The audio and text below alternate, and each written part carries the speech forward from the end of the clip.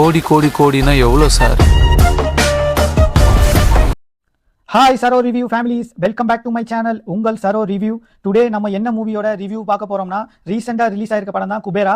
இந்த படத்துல தனுஷ், கிங் நாகார்ஜுனா, ராஷ்மிகா மந்தனா, பாக்கியராஜ் இவங்க எல்லாம் நடிச்சிருக்காங்க. இந்த படத்தோட டைரக்டர் சேகர் கமுலா. இவர் சிம்பிள் ரைட்டிங், சூப்பரா கதை எழுதியிருக்காங்க. கண்டிப்பா குடும்பத்தோட போய் பார்க்கலாம். அந்த மாதிரி ஒரு படம் தான். தனுஷ் ஆக்டிங் வேற லெவலா இருக்கு. சொல்ல போனா தனுஷ் நடிக்கல, வாழ்ந்திருக்காரு. அந்த மாதிரி ஒரு படம். படம் கொஞ்சம் ஸ்லோவா போகும், பட் லென்த்தான படம், 3 hours போகும். ராஷ்மிகா மந்தனா செம்மையா நடிச்சிருக்காங்க. டேர்னிங் பாயிண்ட்ல தான் அவங்க சூப்பரா நடிச்சிருக்காங்க. கண்டிப்பா அவங்க எல்லாருக்குமே பிடிக்கும். நாகார்ஜுனா சொல்லவே வேணாம், தெலுங்கு கிங் சூப்பர் ஸ்டார் அவர். இதுல வில்லன் வந்து பிஃபோர் வந்து வெப் சீரிஸ்ல நடிச்சிருக்காங்க.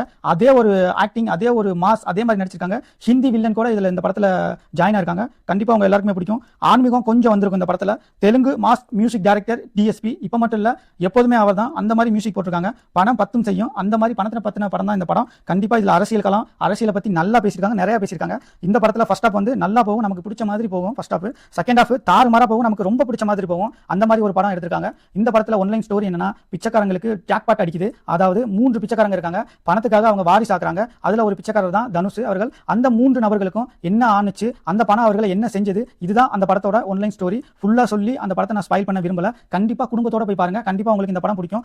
மணி ஸ்கேம பத்தின படம் தான் இந்த படம். சோ இந்த படத்துக்கு சரோ ரிவ்யூவர் என்ன ஸ்கோர் கொடுக்குறாங்கன்னா 8.5 out of 10. இந்த ஸ்கோர் கண்டிப்பா கொடுக்குறோம். And thanks for watching. If you found this video helpful, don't forget to like, share and subscribe to Saro Review for more honest review and helpful content. Thank you.